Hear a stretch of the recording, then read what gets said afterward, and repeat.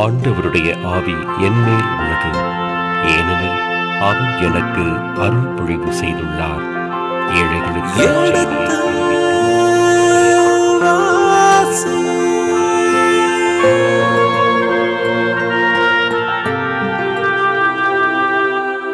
எடுத்து வாசி.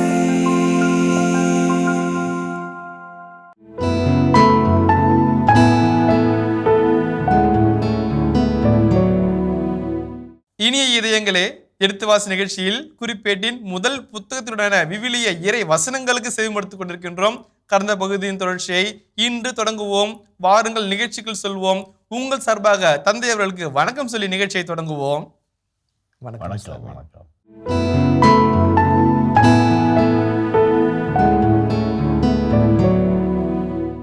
தந்தை அவர்களே, இந்த அதிகாரத்தினுடைய வாழ்வியல் பாடங்கள் என்னவாக இருக்கின்றன தந்தை அவர்களே? இந்த 13ஆம் அதிகாரம் 14 வசனங்களை மட்டும்தான் கொண்டிருக்கிறது. அது ஒரு ஆறுதலான செய்தி, சின்ன அதிகாரம். ஆனாலும் வரலாற்று வர்ணனைகளோடு கூடிய இறையியல் ததும்பி நிற்கிற ஒரு பகுதியாக இருக்கிறதை நான் பார்க்கிறேன். அதில் முதல் வசனமே நம்ம நிறைய நேரம் பேசணும் அதை பற்றி, இருந்தாலும் அதை பற்றி ஒரு சின்ன செய்தி சொல்ல ஆசைப்படுறேன். வந்து கலந்து ஆலோசித்து என்கின்ற அழகான ஒரு செய்தி அங்கே வருகிறது. அன்றாட வாழ்க்கையில் நாம் நல்ல முடிவுகளை, நல்ல தீர்மானங்களை எடுக்கணும் அப்படின்னோம்னாக்க கலந்து ஆலோசிப்பது நல்லது. ஒரு சிலர் நினைப்பாங்க, ஒரு சுயநல உலகத்துக்குள்ளே, அதுவும் இந்த ஐடி வேர்ல்டில் அல்லது இந்த மாதிரி ஃபேக்ட்ரிஸில் வேறு யாருக்கும் தெரியக்கூடாது, நாம் மட்டும் செஞ்சு நல்ல பேர் வாங்கிடணும் அப்படின்ற மாதிரி செஞ்சு சொதப்பி மாட்டி முடிப்பாங்க. அந்த ஒரு நிலைமை வரக்கூடாமல் கலந்து ஆலோசிப்பது எப்பொழுதுமே நல்லது. அதே போல இரண்டாவது முக்கியமான காரியம், யாரிடம் நாம் ஆலோசனை செய்கிறோம் என்பது முக்கியம், ரொம்ப முக்கியம். யாரிடம் நாம் செய்கிறோமோ அது போய் அவர்களிடமிருந்து, அவர்களுடைய எண்ணத்திலிருந்து தான் சிந்தனை வெளிப்படும். ஆக நாம் நல்லவர்களிடமிருந்து நல்ல ஆலோசனை பெற்று நல்ல முடிவுகளை எடுத்தோம் என்று சொன்னால் நம்முடைய கலந்து ஆலோசிப்பது மிகச்சிறந்த பலனை தரும் என்பது மிக முக்கியம்.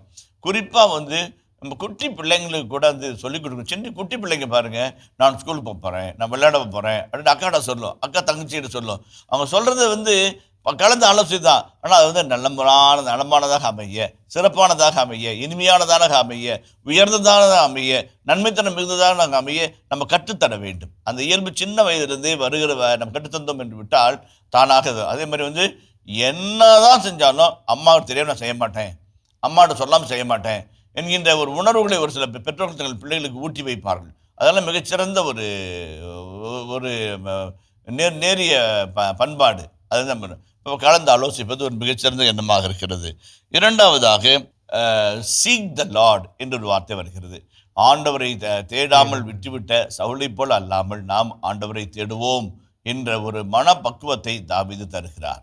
பல சமயங்களில் நாம் நிறைய பிஸியாக இருக்கிறோம், நிறைய விஷயத்தில் பிஸியாக இருக்கிறோம். நிறைய ஆஃபீஸு, ஒர்க்கு, ப்ரமோஷனு, இன்க்ரிமெண்ட்டு, வீடு வாங்கிறது, நிலம் வாங்கிறது, நகை வாங்கிறது என்று பல்வேறு விதமான பிரச்சனைகள் நம்மை அழுத்த, அதில் இருக்கிற போட்டி, பொறாமை, சண்டை, சச்சரவு, கோல் மூட்டுதல் உள்ளிட்ட சிக்கல்களில் மாட்டிக்கொண்டு தவிக்கின்ற பொழுது நாம் ரொம்ப முக்கியமான ஒரு காரியம், ஆண்டவரை தேட மறந்து விடுகிறோம். சில சமயத்தில் என்ன இவ்வளோ பிரைட்டாக இருக்குது ஃபேஸு, மகிழ்ச்சியாக இருக்கிறீங்க அப்படின்னு ஒரு சகோதரியை பார்த்து நான் கேட்டேன். இப்போ தான் ஸ்மால் சாப்பிள்லேருந்து வரேன், திவ்யநக்ஷனை ஆலயத்துலேருந்து இப்போ தான் வந்தேன் ஃபாதர் அப்படின்னு சொல்வார்கள். மனதுக்கு சந்தோஷமாக இருக்கும். அவங்க போகும்போது ஒரு முகம், திரும்பி வரும்போது மறுமுகம். அதை ஏன் மோய்சன் மலை மேலே ஏறி அந்த ஆண்டவரை சந்தித்து அந்த பிரகாசத்தின் ஒளியில் ஜொலித்ததை போல அந்த சகோதரி தன் கவலையெல்லாம் தீர்ந்து விட்ட நிலையிலே ஆண்டவர் பார்த்து கொள்வார் என்ற நம்பிக்கையை புறப்பட்டு போகிற நிகழ்வுகளை நான் பல இடங்களிலே பார்த்திருக்கிறேன். ரொம்ப முக்கியம். அந்த ஒரு நிகழ்வும் ஆண்டவரை தேடுவோம். Seek the Lord you will live என்று இறைவாக்கு நூல்களில் அழகாக சொல்லப்படுகிறது. ஆண்டவரை தேடுங்கள் வாழ்வீர்கள் என்று சொல்லப்படுகிறது. கையில் பணமில்லாதவர்களே, கையில் காசு இல்லாதவர்களே, வாருங்கள் வந்து ரொட்டியும் திராட்சை ரசமும் பெற்றுக்கொள்ளுங்கள். பணமில்லாத ஒன்றுக்காக ஏன் உழைக்க வேண்டும், பயனில்லாத ஒன்றுக்காக ஏன் உழைக்க வேண்டும்? இலவசமாய் திராட்சரசத்தை பருகி ரொட்டியை உண்டு மகிழ்ந்திருங்கள், இது ஆண்டவரின் விருந்து என்று சொல்கிறார்கள். ஏசாயாவிலே அருமையான ஒரு அற்புதமான ஒரு பகுதியாக இருக்கும். அந்த மாதிரி பார்க்கும்போது ஆண்டவர் கொடுக்கின்ற ஒரு மகிழ்ச்சியை நம்ம அனுபவிக்க நாம் தயாராக இருக்க வேண்டும். ஆண்டவரை தேட வேண்டும், ஆண்டவரை சுவைக்க வேண்டும், ஆண்டவரில் வாழ வேண்டும். அதான் முக்கியம். சீக் த லார்ட் என்று சொல்லும்போது ரொம்ப அழகாகுது. இன்னைக்கு எல்லா பிள்ளைங்களும் பார்த்தாக்க இதை போட்டுக்கிட்டு நான் சொல்கிறேன், அம்மா கொஞ்சம் முன்னாடி நவருமா கேட்குறது. என்னடா ஒரு வேளை காது கேட்காத பிள்ளைகிட்ட மாட்டிக்கிட்டோமோ அப்படின்னு நான் யோசிச்சுட்டு பார்த்தாங்க, காதுக்குள்ள மிஷினை மாட்டிகிட்டு இருக்குது. காது கேட்காத பிள்ளை கிடையாது, காது கேட்குற மிஷினை உள்ள சொருவிக்கிட்டு வச்சு உட்காந்துட்டு இருக்குது. நவருமானு சொல்கிறத கேட்க மாட்டேங்குது. அதுக்குள்ள பஸ் ஸ்டாப்பே வந்துருச்சு, நானே இறங்கி போயிட்டு என்ன எதுக்காக சொல்ல வரேன்னாக்க, எல்லாரும் ஒரு சத்துவான உலகத்திற்குள்ளாக போய் புகுந்து கொள்கிறார்கள். அந்த இடத்துல இறை வார்த்தையை கேளுங்க, நல்ல இறை வார்த்தை கேளுங்க, வாஞ்சைக்குரிய இறை வார்த்தை கேளுங்க, மனசை தொடுகிற இறை வார்த்தை கேளுங்க, உங்களை தூக்கி நிறுத்தக்கூடிய, உங்களுடைய மகா புருஷராய் மாற்றக்கூடிய இறை வார்த்தையை கேளுங்க. விவேகானந்தர் சொல்றாரு, நான் எத்தனை முறை பகவத்கீதை படித்தேன் என்று எனக்கு தெரியாது, ஒவ்வொரு முறை படிக்கும் போதும் சக்தி பிறக்கிறது என்று அவர் சொல்கிறார்.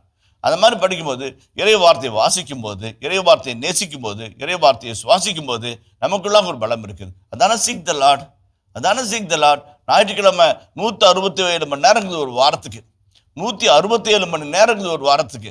ஆனால் அந்த ஒரு ஒத்த மணி நேரம் ஒரு வாரத்தில் சாமிக்கு வரும். சாமி கொடுங்க, மனசு வரலையே, போகலாமா வேணாமா, இப்போ போகலாமா சாயங்காலமா நாளைக்கா, யோசிச்சு பூசையே முடிஞ்சு போயிடும். நல்ல மனம் கிடையாது. 177 மணி நேரம் நம்மை சுவாசிக்க வைக்கிற நம்முடைய சுவாசத்தின் தந்தையாக இறைமகன் இயேசுவுக்கு 1 மணி நேரம் நம்ம கொடுத்து ஆராதிப்போம் என்கின்ற மனம், நல்ல மனம் ஏன் வரமாட்டேங்குது? ஏன்? நல்ல எண்ணம் கிடையாது, மன தூய்மை கிடையாது, தூய்மையான சிந்தனை கிடையாது. இந்த ஆண்டவரோட அவன் பெரியவனாயிடுறான் இல்லைங்களா? ஃபேஸ்புக் பெருசாகிடுது, ஏஐ பெருசாகிடுது, ஜெமினி பெருசாகிடுது, சாட்ஜிபிடி பெருசாகிடுது. ஆக நம்ம ஆண்டவருக்குரிய இடத்தை மறந்து விடுகிறோம். அதுதான் நாம் சொல்லுகிறோம். இன்றைய காலகட்டத்தில் நான் யாரையும் கோவித்துக் கொள்ளவில்லை, யாரையும் சாடவில்லை. நான் உள்ளத்தின் கிடக்கையை சொல்கிறேன். என் அன்பான சகோதரன் அடுத்த தலைமுறை இறைவனுக்குரிய தலைமுறையாக இருக்க வேண்டும். ஆண்டவருக்காக ஆடி பாடி துதிக்கிற ஒரு தலைமுறையாக இருக்க வேண்டும். ஆண்டவரை மறக்காத தலைமுறையாக இருக்க வேண்டும் என்பதற்காக சொல்லுகிறேன். நம்ம ஆண்டவரை சீக் த லார்ட், ஆண்டவரை தேடாமல் விட்டுவிட்ட சவுடை போல் அல்லாமல் நாம் ஆண்டவரை தேடி செல்வோம் என்று சொல்லி வெற்றியின் பாதையை தனதாக்கி கொண்ட தாவீதை போல நாம் ஆண்டவரின் பாதைகளை தேடுவோம். இரண்டாவது காரணம். மூன்றாவது பார்க்கும்போது, ஆண்டவரை தேடி போகும்போது நிறைய பிரச்சனைகள் வரும். சில சமயத்தில் அன்றாட வாழ்க்கையிலும் சரி, ஆண்டவரை தேடி போடுகின்ற வாழ்க்கையிலும் சரி பிரச்சனைகள் வர செய்யும். ஊசா வெட்டி கொல்லப்பட்டார் இல்லைங்களா? ஆண்டவரால் தண்டிக்கப்பட்டார், ஆண்டவரால் சாகடிக்கப்பட்டார் என்ற வேத வசனம் இருக்கிறது. அவருடைய ஒட்டுமொத்த ஆடி பாடி கழித்திருந்த அந்த மகிழ்ச்சி ஒரே நிமிஷத்தில் கரைஞ்சு போயிருக்கும், அப்படியே பொசுக்குன்னு போயிருக்கும். உங்கள் இன்பம் துன்பமாய் மாறும் என்ற ஒரு நிலைமை வந்திருக்க கூடும். ஆனாலும் தாவீது விடலை, மனசு விடலை. அந்த இடத்திற்கு பேரழிவின் சிலம் என்று சொல்லிவிட்டு அவர் தொடர்ந்து போயிட்டு ஒவ்வொரு ஏதும் என்னுடைய இல்லத்தில் என்னுடைய உடன்படிக்கையின் பள்ளியை வைக்கிறார். பயணம் தொடர்கிறது. பெரேசு உஷா இறந்தது நாள் அந்த உடன்படிக்கையின் பள்ளி நிறுத்தப்படவில்லை, அதன் பயணம் தடைபடவில்லை, தொடர்ந்து எருசலேமுக்கு வரும் வரைக்கும் அந்த பயணம் தொடர்ந்தது. அப்படி என்று பார்த்தோம் என்று சொன்னால், நம்முடைய அன்றாட வாழ்க்கையிலே உண்மையான கிறிஸ்தவனாக, நேர்மையான கிறிஸ்தவனாக, நல்ல கிறிஸ்தவனாக, சாட்சிய வாழ்வு வாழ்கின்ற கிறிஸ்தவனாக வாழ்வதற்கு பல்வேறு தடைகள் இருக்கும். எனக்கு தெரிந்த ஒரு சகோதரி இருந்தார்கள். 38 வயது, 38-40 வயது. அவர்கள் திருமணம் செய்து கொள்ளவில்லை. ஆனால் ஒவ்வொரு நாளும் எல்லாருக்கும் அன்றைய நாளின் நற்செய்தி, அன்றைய நாளுடைய திருப்பாடல், அன்றைய நாளுடைய மறையுரை ஒவ்வொரு நாளும் அனுப்புவார்கள். எனக்கே நம்ம சொல்லுவாங்க, எப்படா சலிக்காமல் அனுப்புகிறாங்க, ஒரு நாள் தவறாமல் அனுப்புகிறாங்கன்னு சொல்லி ஆண்டாண்டு காலமாக அனுப்பி வைத்துக் கொண்டிருக்கிறார்கள். ஒரு 5 ஆண்டுகளாக அனுப்பி கொண்டிருப்பதை நினைவுக்கு வருகிறது. அனுப்பி வைப்பார்கள். அதே போல் தான் தனியே இருக்கிறேன், தனக்கென்று பாதுகாப்பில்லை, தனக்கென்று ஒரு போதிய துணை இல்லை, எந்த வருத்தமும் இல்லை. ஆண்டவர் என்னோடு இருக்கிறார், அவருடைய வார்த்தை என்னோடு இருக்கிறது, அந்த வார்த்தையில் நான் தொடர்ந்து பயணிப்பேன். இதுதாங்க வாழ்க்கை. சில சமயத்தில் துன்பங்கள், துயரங்கள், சோதனைகள், வருத்தங்கள், சவால்கள் நிறைய வரும். ஆனால் துவண்டு போகக்கூடாது, சளைத்து போகக்கூடாது, மலைத்து போய்விடக்கூடாது. தொடர்ந்து போராடி கொண்டே புறப்பட்டு கொண்டே போய்கொண்டே இருக்க வேண்டும். தொடர்ந்து போய்கொண்டே இருக்க வேண்டும். ஓடுகிறவனை காற்றில் குத்துகிறவனை போல சண்டை போடுவது கிடையாது. நமக்கென்று ஒரு போராளி இருக்கிறான், நமக்கென்று ஒரு எதிராளி இருக்கிறான். அவனை வீழ்த்த வேண்டும். அவனை வீழ்த்தி நாம் வெற்றியின் பாதைக்கு இட்டு செல்ல வேண்டும். நாமே அழைத்து செல்ல வேண்டும் என்பதுதான் நம்முடைய நிலையாக இருக்க வேண்டும். அந்த அதுதான் பார்க்குறோம். நம்ம ஊசா இறந்ததோ மற்றதோ போன்ற உள்ளிட்ட பல்வேறு விதமான இடர்பாடுகள் வரக்கூடும். எதிர்பாராத சோதனைகளும் மரணங்களும் வரக்கூடும். நம்ம தொடர்ந்து பயணிக்க நம்ம அழைக்கப்படுகிறோம். அதேமாதிரி பார்க்கல இன்னொன்று அந்த இஸ்ராயல் மக்களுடைய மனநிலையை நான் பார்த்தேன். ஆடி பாடி ஆண்டவரை ஆர்ப்பரித்து மகிழ்ந்து திளைத்தார்கள் என்று சொல்லி அந்த வசனம் இருக்கிறது. நான் இதில் ஒரே ஒரு வார்த்தை தான் சொல்ல போகிறேன். என்னன்னாக்க, நீங்கள் முழு ஆற்றலோட முழு வலிமையோட ஆண்டவர் வழிபட்டீங்க அப்படின்னாக்க உங்களுடைய ஆன்மீக வாழ்க்கையும் பொது வாழ்க்கையும் இணைந்து போகும். அதுதான் உண்மையான ஆன்மீகம். கோயிலுக்குள்ள ஒரு வாழ்க்கை, கோயிலுக்கு வெளியே ஒரு வாழ்க்கைன்னா நீங்கள் ரெட்ட வாழ்க்கை வாழ்றீங்கன்னு அர்த்தம். நீங்கள் உண்மையான வாழ்க்கை வாழ்றீங்க அப்படின்னா நீதி, உண்மை, ஏழைகளுக்கு உதவுதல், இல்லாதவரோடு பகிர்ந்து கொள்ளுதல், தியாக மனப்பான்மை, அன்பு செய்தல், மன்னித்தல், ஏற்றுக்கொள்ளுதல், இதெல்லாம் தானாக வரும். இது இல்லை அப்படின்னா டம்மி பீஸு. உங்கள் நெக்லஸு, ஜரிக்கப்பட்ட பட்டுப்புடவை, உங்களுடைய காரு, இதெல்லாம் சீன் காமிக்கிறதுக்காக கோயிலுக்கு போகிறீங்க. அன்பு, தியாகம், விட்டு கொடுத்தல், ஏற்றுக்கொள்ளுதல், அன்பு செய்தல், பரிந்து பேசுதல், ஏழைகளுக்கு கொடுக்க தயங்காமல் இருத்தல், அனாதைகளை ஆதரித்தல், இதெல்லாம் தானாக வரணும். அதே போலவே அரசியல் விழிப்புணர்வு, ஆட்சியாளர் விழிப்புணர்வு, எது நன்மை எது தீமை என்று தேர்ந்து தெளிய வேண்டும். எது நன்மை எது தீமை என்று தேர்ந்து தெளிய வேண்டும். உண்மை எது பொய் எது என்பதை எளிதில் கண்டுகொள்ள வேண்டும். அதுதானே நம்முடைய ஆன்மீகத்தினுடைய பலன். தாவீது சொன்னாரே, எல்லாருக்கும் நல்லது என்று பட்டால் அது ஆண்டவரிடமிருந்து வருகிறது என்றால் நாம் செய்வோம், இல்லை என்றால் செய்ய மாட்டோம். இல்லைங்களா? ஆண்டவரிடமிருந்து வருகிறதா, இது ஆண்டவரிடமிருந்து வருகிறதா, இந்த மனிதன் உன் வாழ்வில் நுழைகிறானே, இவன் முன் ஆண்டவரிடமிருந்து வருகிறானா யோசிப்போம். இல்லை என்றால் கண்களை கசக்கி கொண்டு ஏமாந்து போனனே, ஐயோ நான் ஏமாந்து போனனே என்று தவித்து போகிற வாழ்க்கை வருமா? அதான் நம்ம சொல்றது. எபேது ஓதோம் என்கின்ற நல்ல மனிதருடைய இல்லத்திலே ஆணுடைய பேடை தங்க வைக்கப்பட்டது. இப்ப எனக்கு இதுல தான் சாமி, நான் நீங்க எப்ப இந்த பாயிண்ட் ஓப்பன் வெயிட் பண்ணிருந்தேன் சாமி. தாவீது பயப்படுறாரு. இப்பதான் ஒருத்தர் கோவத்துல போய் அடிச்சு போட்டாரு கடவுள். அப்ப உன் வீட்டுல வைக்கிறேன்னு சொன்ன உடனே இப்படி எந்த தைரியத்துல ஓகே சொல்லிருப்பாரு? நான் சொல்றேன், தைரியத்துல சொன்னாரோ இல்லையோ, அரசர் நம்மளை கொண்டுருவானோன்னு பயத்துல ஒத்திட்டாருன்னு தெரியல. அதான் சாமி டவுட்டாவே இருந்துச்சு. அரசுனே பயப்படுறாரு கொண்டு போறதுக்கு. இப்பதான் கண்ணு முன்னாடி ஒருத்தனை அடிச்சு வேற போட்டாரு. வீட்டை வச்சுக்கிறோன்னு சொல்லி எப்படி கேட்டிருப்பாங்க, வச்சுக்கடா உங்க வீட்டுல சொல்லியிருப்பாங்க. எந்த தைரியத்துல இவரு எங்க வீட்டுக்கு வாங்கன்னு சொல்லி கூட்டு போயிருப்பாரு கடவுளைன்னு சொல்லிட்டு ஒரு இது. செகண்ட், இந்த ஆட்கள் அதே கான்செப்ட் எடுத்து இங்க வைக்கிறப்போ, ஐயோ என் வீட்டுல சிலுவை வேணாம்ப்பா, எனக்கு பயமா இருக்குப்பா அப்படிங்கிறதையும் கேள்விப்படுறோம். கண்ணுக்கு முன்னாடி தண்டிச்ச கடவுளை என் வீட்டுக்கு வாங்கன்னு கூட்டு போற அளவுக்கு அவரு எவ்வளவு அன்பு செஞ்சிருப்பார் கடவுளை அவங்க பாக்குறோம். அன்பு செஞ்ச கடவுள் தான் சிலுவையில தொங்குறாருங்கிறப்ப அவர் எனக்கு வேணாம் வீட்டுக்குன்னு சொல்லி குறதளவு இங்க பாக்குறோம். இன்னும் நியாயம் தான் எனக்கு புரியல சாமி. 2 சின்ன கருத்துக்கள் சொல்லிடுறேன். ஒன்று எபேது ஓதோம் என்கிற ஒரு எளிய மனிதர் ஆண்டுடைய பேழையை தன் இல்லத்திற்கு அழைத்து வருகிறார். முதல் காரியம், நீங்க சொன்ன மாதிரி எந்த தைரியத்தில் அவர் அழைச்சிட்டு வந்தாரு, யாருக்கும் தெரியாது. ஆனால் ஒன்று மட்டும் நிச்சயம், ஆண்டவர் மேலே அவர் நம்பிக்கை வச்சார். ஆண்டவர் என்னோடு வரும்போது, என் இல்லத்தில் இருக்கும்போது, ஆண்டவரே நீர் இல்லத்தில் எழுந்தருளி வர நான் தகுதியற்றவன், ஆனாலும் ஒரு வார்த்தை சொல்லும் என் ஆன்மா குணமடையும் என்று சொன்ன 100 தலைவரை போல ஒரு ஆண்டவருடைய பிரசன்னத்தை தன் இல்லத்தில் ஏற்றுக்கொண்டார். முதலாவது. இரண்டாவது, ஆண்டவர் அவருடைய இல்லத்திலே இருக்கும் 3 மாத கால அளவும் அந்த வீடு முழுவதும் ஆண்டவரின் ஆசியால் நிரம்பியது. ஆண்டவர், அந்த வார்த்தை ரொம்ப அழகாக இருக்கும், அவருக்குரிய அனைத்திற்கும் அவன் நாளில் அவர் வீட்டாருக்கும் அவருக்குரிய அனைத்திற்கும் ஆண்டவர் ஆசி வழங்கினார். வீட்டில் இருக்கிற மனைவி, மக்கள், பிள்ளைகள், பேரப்பிள்ளைகள், கொள்ளு பேத்தி, ஆடு மாடு, நிலம் புலம் எல்லாத்துக்கும் ஆசி வழங்கினார். ஆண்டவர் ஆசி வழங்கினார் என்று சொல்லப்படுகிறது. என்ன சொல்கிறேன்னாக்க, ஒவ்வொரு இல்லமும் ஆண்டவரின் திருக்கோயில். எங்கள் வீடு சாமி வாழ்கிற கோயில், உங்கள் வீடு சாமி வாழ்கிற திருக்கோயில். ஒவ்வொரு வீட்டிலையும் சாமி குடியிருக்கிறார். அவர் குடியிருக்க வேண்டும். அந்த குடியிருக்கிற தெய்வத்தை நாம் கண்டுகொள்ள வேண்டும்.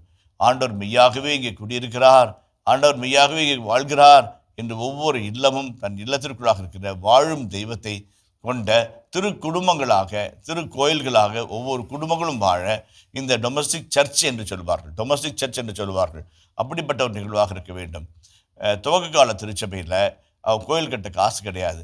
ஜெபக்கூடத்தில் துரத்தி விட்டாங்க. நீங்கள் கிறிஸ்தவங்க, யூதர்கள் கிடையாது, நீங்கள் யூதர்களாக இருந்தாலும் கிறிஸ்தவத்துக்கு மதம் மாறினதுனால ஜெபக்கூடத்தை விட்டு வெளியே போங்க என்று துரத்தி விட்டார்கள். அவர்கள் போவதற்கு இடமில்லை, கோயிலுக்கும் போக முடியாது, அதாவது யூதர்களின் கோயில். ஆகவே இல்லங்களில் அவர்கள் கூடினார்கள். 20 பேர், 30 பேர், 35 பேர், 40 பேர் என்று 20 இல்லங்களில் கூடினார்கள். இல்லங்கள் கோயிலாக மாறியது. ஒவ்வொரு இல்லத்தையும் ஆண்டவர் ஆசீர்வதித்தார். அக்விலா, பிரிசில்லா என்று பல்வேறு மக்களை ஆண்டவர் ஆசீர்வதித்தார். ஒவ்வொரு இல்லமும் ஆண்டவருடைய கோயிலாக மாறியது. இன்றைக்கு அந்த நிலைமை வேண்டும். இன்றைக்கு ஒவ்வொரு அன்பிய இல்லமும் ஆண்டவரின் கோயிலாக மாறும்போது நாம் மிகுந்த ஆசை பெற்றவர்களாய் மாறுவோம். நம்முடைய இல்லத்தை கோயிலாக மாற்ற ஆண்டவர் விரும்புகிறார் என்ற ஒரு செய்தியை இந்த பகுதி நமக்கு சுட்டி காட்டுகிறது. அதே போலவே ஓபேது ஏதோம் சொன்னது போல, ஆண்டவரின் உள்ளத்தில் நான் ஏற்றுக்கொள்வேன் என்று மனமது ஏற்றுக்கொள்வது போல ஏற்றுக்கொள்ள தைரியம் வேண்டும். ஏன்னாக்க ஆண்டவரை சார்ந்த வாழ்க்கை ஒரு தனிப்பட்ட வாழ்க்கை. அங்கே குடிக்க முடியாது, கூத்து இருக்காது, அல்லது தவறான உறவு இருக்காது, காமம் இருக்காது, இச்சை இருக்காது, காய்மகாரம் இருக்காது, வெளிவேடம் இருக்காது, போலித்தனம் இருக்காது. அது தூய வாழ்க்கை. அந்த தூய வாழ்க்கைக்கு அவர் தயாராக இருந்ததனால் ஆண்டவரோடு குடியிருந்தார். நம்மிடமும் அவர் குடியிருப்பார். இந்த தூய வாழ்க்கையை வாழும்போது நான் என்ன சொன்னான்னு தெரியல, இந்த தூய உள்ளத்தோர் பேறு பெற்றோர் ஏன் அவர்கள் கடவுளை காண்பார்கள். பழைய ஏற்பாட்டில் கடவுளை பார்த்தவங்க யாராவது இருக்காங்களா? 46 புக்கு இருக்குதுங்க. 46 புக்கு இருக்கு. கடவுளை யாராவது பார்த்தவங்க இருக்காங்களா? மோசே கூட பின்பக்கத்தை தான் பார்த்தார், கடவுளை பார்க்கவே இல்லை. கடவுள் கடந்து போய் விட்டார். கடவுள் பண்ண பின்பக்கத்தை பார்த்தார் என்று சொல்லப்படுகிறது. கடவுளை பார்த்தவர்கள் யாருமே இல்லை என்று பழைய ஏற்பாடு சொல்கிறது. அந்த மரபில் வந்த இயேசு, யூத மரபில் ஊறி திளைத்த விவிலியத்தின் 39 புத்தகங்களையும் கரைத்து குடித்த இயேசு சொல்கிறார், தூய உள்ளத்தோர் பேறு பெற்றோர் என்ற கடவுளை காண்பார்கள்னு சொன்னார். பார்க்க முடியாத கடவுளை நம்ம எப்படி பார்க்கறது? பார்ப்போம், தூய உள்ள இருந்தால் பார்ப்போம். சூசன்னா பார்த்தாங்க. தூய உள்ளம், மாசற்ற ரத்தம் சிந்தப்படுகிறது என்று கதறிய உள்ளத்திற்கு அவர் தன்னை வெளிப்படுத்தி காட்டினார். அதே போல இங்கேயும் தூய உள்ளத்தோடு வாழும்போது நம் இறைவனை காண்போம் என்பதை நாம் புரிந்து கொள்ள வேண்டும். இனி இது இதுவரை நாம் குறிப்பிட்டு முதல் புத்தகத்தின் 13ஆம் அதிகாரத்துக்குள்ள விவிலிய விளக்கங்களுக்கு செவிமடுத்தோம். இனி இந்த பகுதியின் இறை வசனங்களுக்கு செவிமடுப்போம்.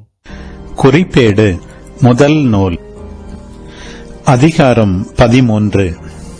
தாவீது 1000 100 தலைவர்களோடும் ஏனைய தலைவர் அனைவரோடும் கலந்தாலோசித்தார்.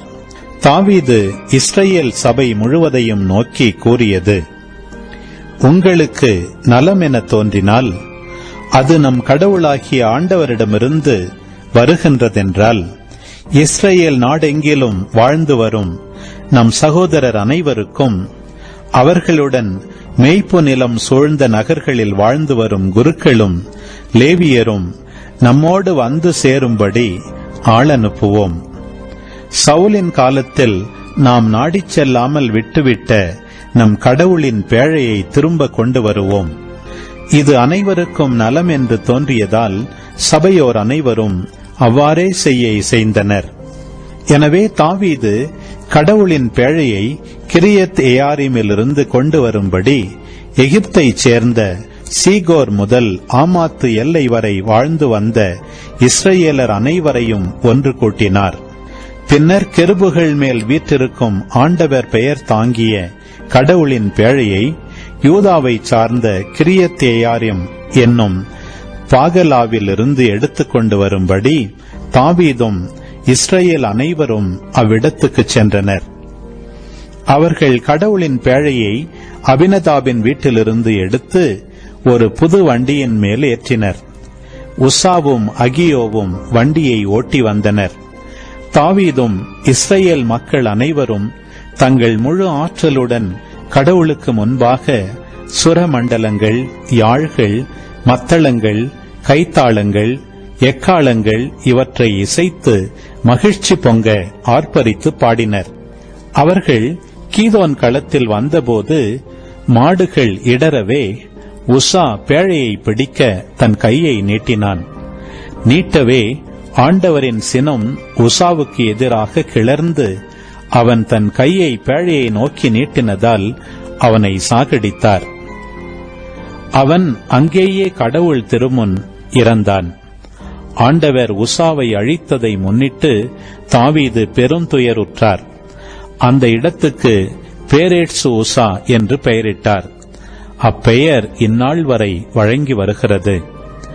அந்நாளில் தாவீது கடவுளுக்கு அஞ்சி கடவுளின் பேழையை என்னிடம் கொண்டு வருவது எப்படி என்று சொல்லி தாவீதின் நகருக்கு தம்மிடம் பேழையை கொண்டு வராமல் இத்தியரான ஓபேது ஏதோம் வீட்டில் கொண்டு போய் வைத்தார். கடவுளின் பேழை ஓபேது ஏதோம் வீட்டில் அவர் வீட்டாரோடு 3 மாதம் இருந்தது. அந்நாளில் அவர் வீட்டாருக்கும் அவருக்கு உரிய அனைத்திற்கும் ஆண்டவர் ஆசி வழங்கினார்.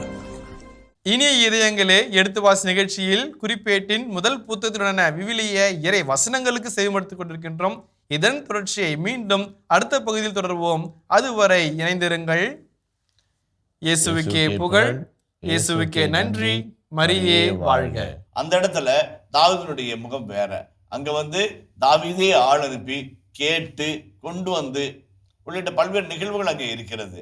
அந்த ஆண்டவரை நம் இல்லத்திற்கு கொண்டு வரும்போது அவரை சின்ன கூரையிலே வைக்க முடியுமா? ஒரு அரண்மனைக்குள்ளாக இருந்தால் நலமாக இருக்குமே என்று அவர் நினைத்ததை